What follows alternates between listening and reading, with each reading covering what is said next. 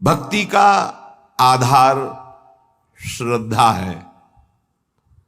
ये बहुत हल्की होती है। कपूर ऐसे है ना, बाहर रख दो उड़ जाएगा, उसको पैक करके रखा जाता है। ऐसे गुरु श्रद्धा, इष्ट श्रद्धा, इसे बहुत छुपा के रखा जाता है। जीव देहाभिमानी है, उसको जहां थोड़ा भी गुरु का प्यार प्राप्त हुआ, इष्ट का प्यार बताना शुरू कर दिया। आज स्वप्न में हमने देखा था ऐसा, वो भगवान आए थे, ऐसा आए थे, वैसा। हमको तो ऐसा ऐसा अनुभव गया, जैसे कपूर को बाहर रखो उड़ गया, खत्म। अब देखना तुम्हारे स्वप्न में क्या आता है, अब देखना तुमको कैसा गुरु प्रेम अनुभव में आता है, राग द्वेष उत्पन्न हो जाएगा। श्रद्धा ही भक्ति का आधार है। अपने आराध्य देव की श्रद्धा को गुप्त रखा जाता है। जितना गुप्त रखोगे उतना बढ़ेगी, जितना प्रकाशित कर दोगे उतनी खत्म हो जाएगी। ये बिल्कुल गांठ बांध लो इस। आराध्य देव गुरुदेव संबंधी प्रीति को प्रकाशित नहीं किया जाता, उसको छुपाया जाता है। आपको गुरुदेव बहुत प्यार करते हैं ऐसा लगता है, ये तो आपकी पावन दृष्टि है, मैं अधम उनके लायक कहाँ हूं। हाँ, इतना जरूर है कि उनके सिवा कोई है नहीं हमारा। ऐसे आराध्य देव इष्ट देव के बाद इतनी बात, उनकी कृपा का बार बार अंतर में स्मरण, तो वो बोलना नहीं, अगर बोल दिया तो वहीं से आप देख लेना, स्मरण खत्म हो जाएगा, वो प्रभाव खत्म हो जाएगा, स्वप्न आना खत्म हो जाएगा। आपकी जागृत अवस्था में वो चिंतन वृत्ति नहीं रहेगी, चाहे इष्ट की हो या गुरुदेव की। आगे बहुत महिमा की बात कर रहे हैं। श्रद्धा दो प्रकार की होती है, एक जड़ श्रद्धा, एक विचार युक्त श्रद्धा। जड़ श्रद्धा में बहुत जल्दी भगवत प्राप्ति होती है। हमें कुछ पता नहीं संसार क्या है, कुछ पता नहीं स्वरूप क्या है, हमें कुछ नहीं जानना कि ज्ञान मार्ग क्या है, कर्म योग मार्ग क्या है, या अमुक अमुक, मुझे कुछ नहीं जानना। नहीं तो क्या, बस मेरी प्रिया जो, इसे जड़ श्रद्धा कहते हैं। कुछ नहीं जानना हमको, हमारी श्यामा जो, राधा राधा राधा राधा बोले, इनको बहुत जल्दी भगवत प्राप्ति होती है, क्योंकि बहुत विचित्र बुद्धि का विलास है। विद्वता आ जाए तो बहुत खतरा है, ज्यादा जानकारी, ज्यादा विद्वता खतरा है, वो संसार में फंसा देगी। जिसको यह है कि मुझे कोई ज्ञान नहीं, बस मेरी प्रिया जो, मेरी प्रिया जो, बहुत जल्दी भगवत प्राप्ति हो जाएगी। एक होती विचार युक्त, ज्ञान विज्ञान संपन्न विचारवान। ये जो जड़ श्रद्धा वाला है, यदि इसे कुसंग मिल जाए तो बड़ी जल्दी नष्ट भी हो जाएगा।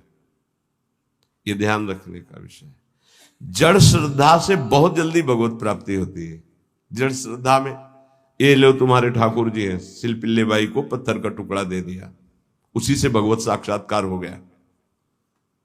कितने ऐसे महापुरुषों का वहां विचार थोड़ी है कि ये तो पत्थर का टुकड़ा दिया, कोई आकृति नहीं, कोई शालिग्राम नहीं, कोई नर्मदेश्वर नहीं, गुरुजी ने हमको तो फुसला दिया, फुसला दिया।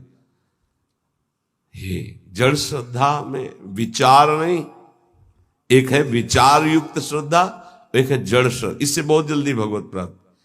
एक संत भगवान को देखा कि वो एक तौलिया, बड़ी तौलिया, उसमें सैकड़ों छेद थे और बहुत पुरानी और मलिन थी कि अगर शायद ऐसे करो तो नुच जाए, वो ऐसे सर पे डाले रहते थे। प्राय हम उनको उसी में देखते। तो एक दिन कहा, ये तौलिया पुरानी हो गई, नई मंगा दे आपको। तो उन्होंने कहा, नहीं नहीं, ये तौलिया आप जानते हो, हमारे गुरुदेव की है, गुरुदेव ने दिया था। क्या अद्भुत गुरु निष्ठा! गुरु ने अपने प्रयोग की हुई तौलिया दे दी तो जीवन भर ऐसे। ब्रह्मावर्त बिठूर में एक आश्रम में उन संत भगवान का हमें नाम स्मरण नहीं, दर्शन करने गए थे, तो गुरु की लंगोटी से गुरु की पादुका छाती में हर समय बांधे रहते। ऐसा श्री सीताराम ओंकारनाथ जी महाराज की भी जो स्वरूप में पाया गया कि वो अपने गुरु की पादुका यहां बांधे हुए थे। नवीन नवीन प्रश्न किया कि ऐसा, बस उन्होंने इतना ही कहा कि इससे हमारे हृदय में रहता है, मेरे गुरुदेव मेरे छाती से लगे। इसे जड़ श्रद्धा कहते हैं। विचार की जरूरत नहीं है। गुरु प्रसादी गुरु वस्तु, इष्ट प्रसादी इष्ट वस्तु, ये जीवन बन जाता है, ये जीवन हो जाता है। उसमें विचार की जरूरत नहीं। बिना ही विचार करी शुभ जानी। हमारी आसक्ति इतनी हो जाए कि विचार करने की गुंजाइश न रह जाए इष्ट और गुरु में। लेकिन ऐसे साधकों के लिए गिरने की भी बहुत चांस जोरदार होते हैं। तुम देखो ना, तुम्हें कोई ठाकुर जी दिए हैं क्या? ये पत्थर है, तुम्हें फुसला दिया, अच्छा तो अब विचार रहित है, विचार जागृत नहीं हुआ तो भटक भी सकता है। पूज्य बाबा कह रहे हैं, उपास्य के विषय में यदि कोई तर्कना करने वाला मिले तो उससे भाग पड़ो। उपास्य देव गुरुदेव के संबंध में यदि कोई तर्कना उपस्थित करे तो ऐसे व्यक्ति से तत्काल दूरी बनाओ, नहीं तो वो आपकी श्रद्धा का अपहरण कर लेगा। यदि उपास्य देव के सेवा सुख की चर्चा, उनकी लीला की चर्चा तो ठीक है, उपास्य देव के विषय में कोई तर्क वाली बात नहीं सुननी है। उपासना में भारी विघ्न पड़ जाता है जब तार्किक पुरुषों का संग जड़ श्रद्धा वाले को हो जाता है। बहुत विचित्र खेल है, बहुत संभलना है, बहुत विवेक की बात है। बिल्कुल संग छोड़ देने, जड़ श्रद्धा में फिर फर्क पड़ जाएगा। विचारवान तो अपने को संभाल लेगा, लेकिन जड़ श्रद्धा वाले में फर्क पड़ जाएगा। और अगर जड़ श्रद्धा पुष्ट हो गई तो भगवत प्राप्ति हो गई। उपासना में जो विघ्न है वो सबसे बड़ा तार्किक पुरुषों का संग है। पूज्य बाबा गुरुदेव के बताए मंत्र, गुरुदेव के दिए उपास्य देव और गुरुदेव की दी हुई साधना में किसी का हस्तक्षेप बर्दाश्त न करे। इस बात को बहुत जोर से पकड़ लीजिए यदि मंगल चाहते हो तो। गुरुदेव के बताए हुए मंत्र, गुरुदेव के दिए हुए इष्ट देव और गुरुदेव की बताई हुई उपासना साधना में कभी भी किसी भी तरह का हस्तक्षेप बर्दाश्त न करें। बहुत को बहते देखा ऐसे प्रवाह में बहते हुए कि वो पकड़ में नहीं आ रहे, चले गए, संसार की दलदल में पुनः फंस गए। कभी भी ऐसे तार्किक पुरुषों का संग न करे जो आपकी उपासना का खंडन कर रहे हो। ये गांठ बांध लीजिए, बहुत हानि हो जाती है, अश्रद्धा हो जाती है। बहुत संभालना है क्योंकि बहुत कोमल श्रद्धा होती है। ये सूक्ष्म विषय सत्संग है, इसको अच्छे से समझना। हमारा भाव बढ़ता चला जाए, तार्किक पुरुषों के द्वारा भाव घट जाता है और यहां तक कि नष्ट भी हो जाता है। जो विचारवान भक्ति वाले होते हैं उनको बहुत विलंब से भगवत प्राप्ति होती है, पर उन विचारवानों को जल्दी कोई भ्रष्ट नहीं कर सकता। ये बात समझना है, क्योंकि वो ज्ञान विज्ञान संपन्न है, तत्काल हर बात को काटने की क्षमता रखते हैं। पर जड़ श्रद्धा वाला काटने की क्षमता नहीं रखता, वो तो आसक्त होने की क्षमता रखता है। अब उसकी अगर आसक्ति परिपक्व हो गई तो फिर भगवत प्राप्ति। शिल्पिल्ले भाई की जिसे चर्चा में आता कि उनका ब्याह हुआ तो वो अपने वही जो पत्थर का टुकड़ा उसे ठाकुर जी मानकर गुरुदेव जी ने दिया था, तो वैसे ही सजा कर ऐसे साथ तो पति ने देखा बार बार, तो वो पति की तरफ देख ही नहीं रही थी जब नया ब्याह हुआ। तो उसने सोचा क्या है इसकी गोद में जो हमारी ओर ये देख ही नहीं पा रही, क्या है? बोले हमारे ठाकुर जी हैं। एक नदी पास में थी, लिए ऐसे फेंक दिए कि हमारे और आपके बीच में यही है ना बाधक, फेंक दिया। अब तो उसके प्राण व्याकुल हो गए। मेरे प्रभु, ये देखो जड़ श्रद्धा है पर आसक्ति प्रबल हो गई, श्रद्धा प्रबल आसक्ति में बदल गई। घर ले गए, ना आंख खोलना, ना बात करना, ना पानी पीना, ना भोजन पाना। जब बहुत विनय की तो आंख खोल के कहा, मैं अपने प्राण त्याग दूंगी, एक बूंद जल नहीं लूंगी यदि हमारे ठाकुर जी नहीं आए। अब समस्या है, नई बहू है, अगर नहीं तो फिर प्राण त्याग देगी, फिर वापस रहेंगे। तो उनका यदि तुम्हें इतना प्रेम है तो बुलाओ ना अपने ठाकुर जी को। जल में फेंक दिया है, अरे वो पत्थर है, पत्थर का टुकड़ा है, कोई भगवान नहीं, तुमको ऐसे केवल बहकाया गया है, तुम्हारे गुरु ने तुमको बहकाया, कोई भगवान नहीं है वो। तो उन्होंने कहा ऐसा नहीं, आप एक शब्द ऐसा मत बोलिए। और ऐसे बाह करके जे ही पुकारा तो वही जल से निकल कर ऐसे आए और श्री कृष्ण रूप धारण करके हृदय से लगा लिया। जड़ श्रद्धा, जड़ श्रद्धा का मतलब विचार की गुंजाइश ही नहीं, मेरे प्रभु, मेरे गुरुदेव, बस मेरे सर्वस्व, वहां विचार नहीं।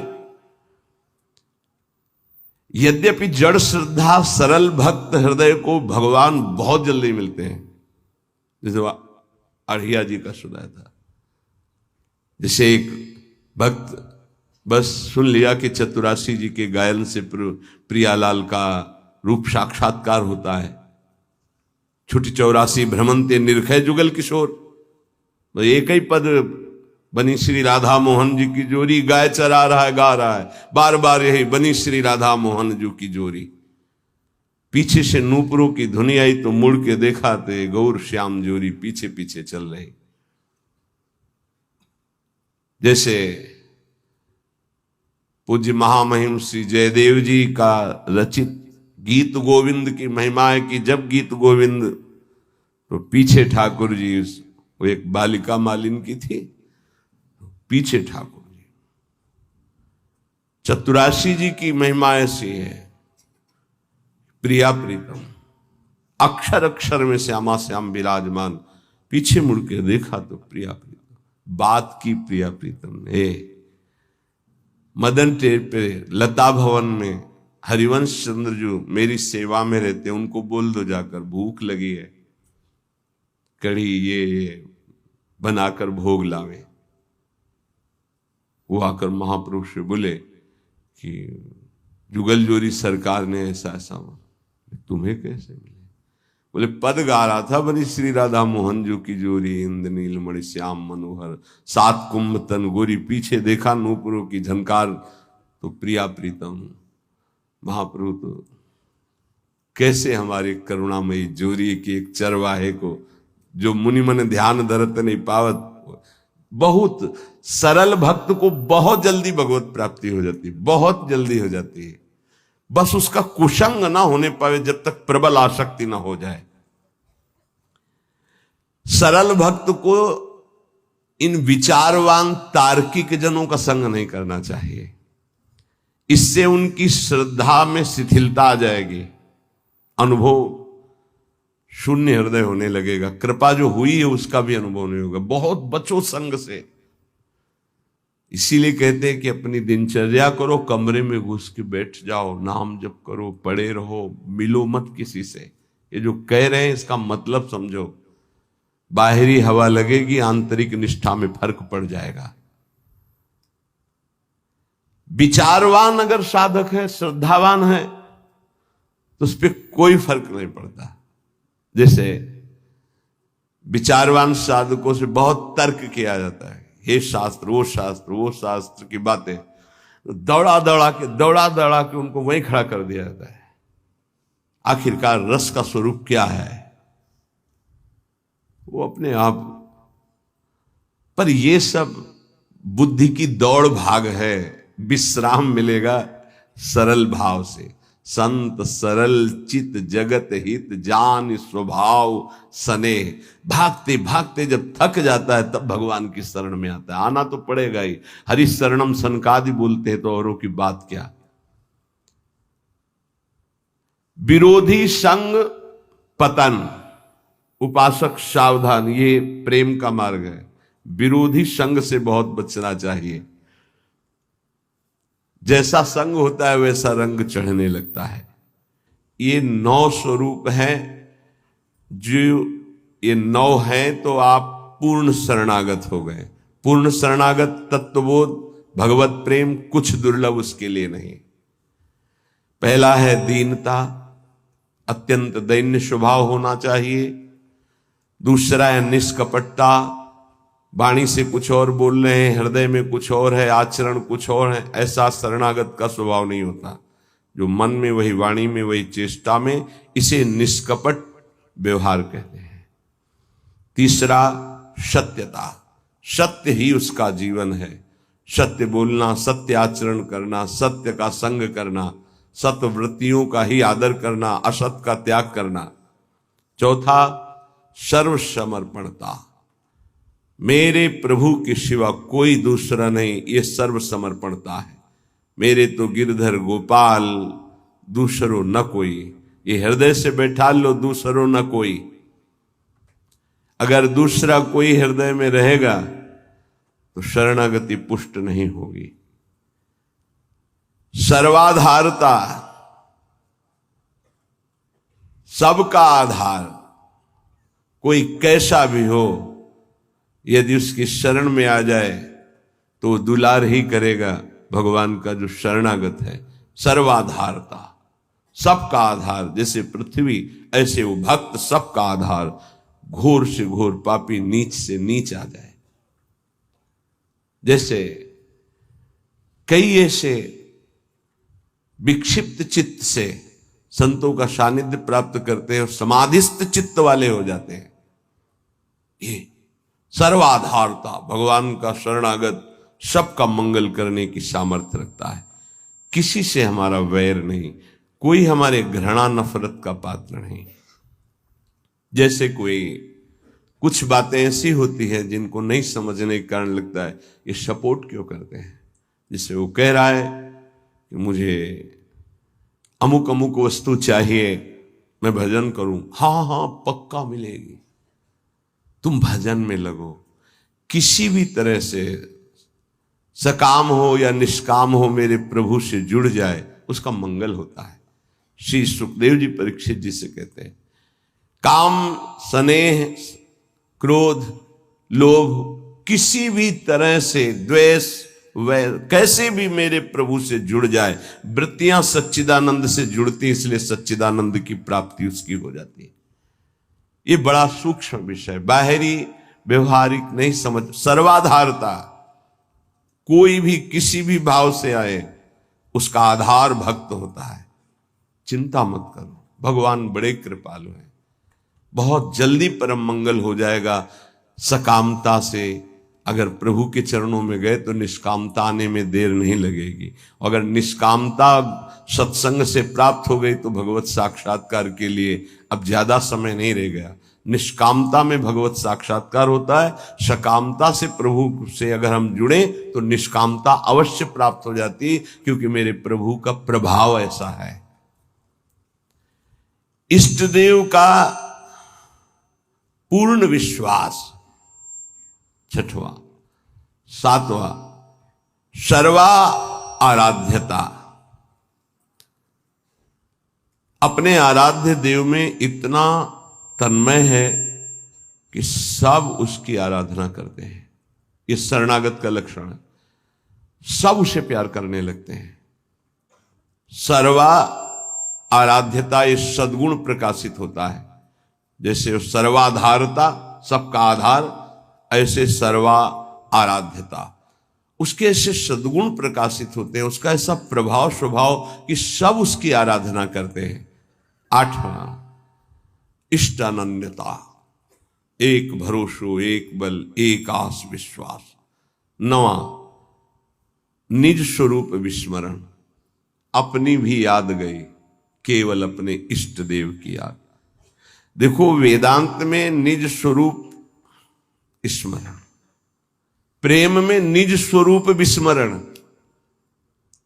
मैं श्यामा श्याम की सेवा कर रहा हूं। कई बार सत्संग में कहा, अगर शब्द पकड़ाओ, उपासक की जब सेवा सिद्ध होगी तो मैं सेवा कर रहा हूं ये गायब हो जाएगा। केवल सेवा और सेव्य, सेवा हो रही, सेव्य, मन सेव्य, बुद्धि सेव्य, चित्त सेव्य, इष्टाकार वृत्ति, अपनी हूं सुधि ना रही, एक रहो नंदलाल।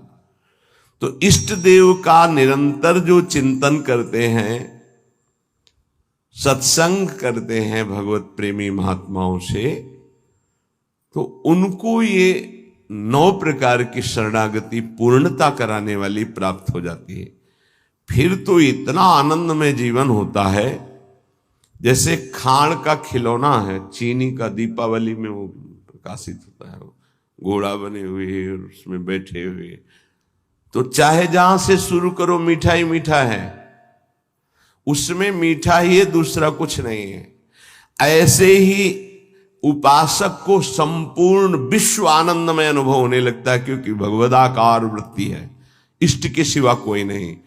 उसका उठना बैठना चलना फिरना खाना पीना सोना जागना सब आनंदमय होता है। और यही हम चाहते हैं कि हम सर्वानंदमय हो जाए, लेकिन भोगों को भोगने से नहीं, संसार के चिंतन से नहीं, रुपया के बल से नहीं, बुद्धि के बल से नहीं, भगवत भक्ति के प्रभाव से सर्वानंदमय हो जाएंगे, 10 दिशाएं आनंदमय हो जाएंगे।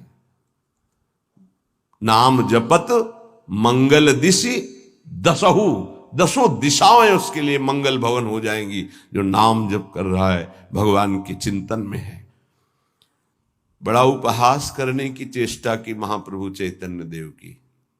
काशी में विराजमान अपने मठ में, जहां हजारों शिष्य वेदांत दर्शन के अनुसार चलने वाले, ब्रह्मबोध की स्थितियां, जब महाप्रभु चैतन्य देव का यश प्रकाशित हुआ तो सुना एक सन्यासी होकर नृत्य करते हैं, कीर्तन करते हैं। ऐसा सभाओं के बीच में ऐसा नगर कीर्तन होता है, घर में बंद करके दरवाजा कीर्तन होता है। भगत लोग खूब अच्छे अच्छे पदार्थों का भोग लगाते हैं। बड़ा उपहास का भाव उनके अंदर आया। सन्यासी होकर ये नाचते हैं, गाते हैं, ऐसा इनको तो एकांत में बैठ करके समाज चिंतन शून्य होकर आत्मस्वरूप में स्थित होना चाहिए। ये व्यवहार, ये तो प्रारंभिक भक्ति के साधकों का होता है, ऐसा नहीं होना चाहिए। जो प्रेम की महिमा नहीं जानते हो, चाहे जितने बड़े ज्ञानी हो, उनकी भाषा बदल जाएगी। प्रेम एक अलौकिक दिव्य भगवत तत्व को भी अधीन करने वाली सामर्थ्य का नाम है। जहां भगवान की भगवत्ता का विस्मरण कर दे, जीव के जीवत्व का विस्मरण कर दे। अभी अहम ब्रह्मास्मि की सिद्धि वाले कैसे जाने? इन्होंने लिखा एक पत्र में महाप्रभु को कि जो कबूतर है वो कंकड़ चुनता है, बाजरा आदि चुनता है, इतना उसके अंदर विकार होता है। अच्छे अच्छे पदार्थ पाने वाला क्या निर्विकार हो सकता है? क्या ये संन्यास धर्म है? ऐसे कई बातें हैं। महाप्रभु के पास एक से एक सार्वभौम विद्वान विराजमान, भट्टाचार्य एक से एक विद्वान। कैसा सन्यासी, कैसे कैसे शब्दों का प्रयोग कर रहा है। संस्कृत में सार्वभौम भट्टाचार्य जी ने श्लोक लिखा कि तुम्हें यह ज्ञान है, आंतरिक स्थिति से तुम्हें उत्तर नहीं दे रहा हूं, केवल बाहरी बात बता रहा हूं कि बड़े बड़े पशुओं का संहार करके स्वयं शिकार करके सिंह खाता है। कहीं कहीं आता है जीवन में एक बार संतान उत्पत्ति करता है, कहीं कहीं आता है वर्ष में एक बार। तुमने खुद लिखा ये बंदर, कबूतर, कई ऐसे जीव पाए गए जो बहुत ही ऐसा काम भाव उनके अंदर। क्या आहार प्रधान है काम में? क्या बाहरी दृश्य से किसी की स्थिति जानी जा सकती है? पर उनको अपने ज्ञान के आगे कुछ समझ में नहीं। सार्वभौम भट्टाचार्य जी का प्रभु आदेश कीजिए, पूरी काशी में सबको बैठाल कर अगर इनको परास्त न कर दे तो बता। बहुत अद्भुत विद्वान सार्वभौम भट्टाचार्य जी। एक कोई ग्रंथ था, उसका नाम हमें याद नहीं है। उस समय ना तो कोई ऐसे छापे थे कि छप जाए, और उस बड़े मोटे ग्रंथ को उनको प्राप्त करना था। तो गए तो वहां उनसे प्रार्थना की, कुछ दिनों के लिए हमें दे दो। बोले कदापि नहीं। तो उनका फिर एक बार सुना दो हमें। उनका हाँ ये हो सकता है। एक बार सुनने मात्र से पूरा प्रारंभ से लेकर विश्राम तक पूरा ग्रंथ कंठास्थ कर लिया। ऐसे विद्वान महापुरुष। महाप्रभु से कहा, प्रभु आपके विषय में इनको हम काशी में जाके पढ़ा। महाप्रभु ने कहा नहीं, ये हमारी भक्ति का स्वरूप नहीं है। संयोगवशात कृपालु महाप्रेम स्वरूप चैतन्य देव जी काशी पधारे। अब एक भगत जो प्रबोधानंद जी से भी परिचय रखता था और महाप्रभु की सेवा में भी, वो नजदीक गया और कहा कि प्रभु पधारे हैं, चैतन्य देव आप कृपा करके मिल ले। वो इसलिए मिलाना चाहते थे कि बहुत अच्छे संत हैं, पर इनके मन में ऐसी भावना वेदांत को लेकर जो आई है, तो ये समझें कि वेदांत ही सर्वस्व नहीं, वेदांत के ऊपर भी कोई रस है जिसका नाम प्रेम है। उन्होंने कहा मुझे किसी से मिलने की आवश्यकता नहीं, मना कर दिया। श्रीपाद प्रबोधानंद, उस समय प्रकाशानंद सरस्वती नाम था। भक्त ने पहले चैतन्य महाप्रभु को प्रार्थना के द्वारा राजी किया कि प्रभु यदि श्रीपाद निमंत्रण दे दें तो आप कृपा करके उनकी सभा में पधारेंगे। तो प्रभु श्रीपाद पर कृपा करना ही चाहते थे। ये महापुरुषों का स्वभाव होता है कि जो उनकी निंदा, अवहेलना, अपमान करे उसका परम मंगल कर दे। ये उनका स्वभाव होता है, कोई नहीं जान पाएगा इस स्वभाव को। श्रीपाद से कहा हमारी इच्छा है कि हम आप सब संतों को प्रसाद भोग पवाएं और एक संत संगोष्ठी हो जिसमें महाप्रभु चैतन्य देव भी पधारे। उनका हाँ, इसमें मुझे कोई परेशानी नहीं, क्योंकि वो हमारे यहां आएंगे। मान बड़ा सूक्ष्म विषय होता है।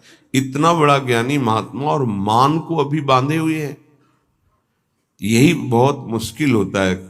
तभी बड़े संतों ने कहा है, कंचन तजना सहज है, सहज त्रिया का नेह, मान बढ़ाई ईर्ष्या दुर्लभ तजनाए। ईर्ष्या से प्रेरित होकर निंदा की और मान के अधीन होकर उनके चरणों में नहीं गिरे जाके। जब ये कि हमारे आश्रम आएंगे तब उन्होंने कहा फिर को तो कोई बात नहीं, आने दीजिए। और उनको था कि सभा में बैठ करके हम उनको इस तरह की चेष्टाओं के लिए उनको कहेंगे तो वो खुद मानेंगे कि गलती है। बड़े ऊंचे मंच पर सभा बनी, सब संतों के गिरदे लगे हुए हैं, सब भगवत स्वरूप महात्मा होते हैं। सब इंतजार कर रहे थे केवल चैतन्य देव पधारे और शास्त्रार्थ शुरू हो। महाप्रभु तो प्रेम की साक्षात, जहां वो उच्च स्वर में बोलते थे, अमार प्राणनाथ कृष्ण, तो ऐसा लगता था कि प्रेम फैल रहा है, वर्षा हो रही। कोई ऐसा नहीं होता हा कृष्ण ना बोल दे। अमार प्राणनाथ कृष्ण, मेरे प्राणनाथ कृष्ण, नाम कीर्तन के बीच में जोर से महाप्रभु बोलते थे। दैन्यता तो कूट कूट के भरी हुई, क्योंकि स्वयं प्रभु है। प्रेम शिथिल शरीर, नेत्र घूर्णी प्रेम मद से, जैसे प्रियाजू की अंग कांति, ऐसे महाप्रभु चैतन्य देव की अंग कांति। गौर वर्ण देखे तो लुभायमान हो जाए, ऐसे कमल नयन, विशाल नेत्र। जो ही पधारे तो किसी को कहना नहीं पड़ा कि खड़े हो जाओ। जितने सब थे उनकी रूप माधुरी को देखते ही खड़े हो गए। श्रीपाद फिर भी नहीं, कहा बैठो बैठो, आने दो ना उनको। एक भगवत प्रताप होता है जैसे रावण की सभा में जब हनुमान जी को बांध के लाया गया तो सब खड़े हो गए आश्चर्यचकित होकर। किसी की हिम्मत नहीं थी कि आसन में बैठा रहे। इतने बड़े महापुरुष राम भक्त पधारे, सब खड़े हो। रावण सबसे बैठ जाओ बैठ जाओ, इसका सम्मान थोड़ी करना है।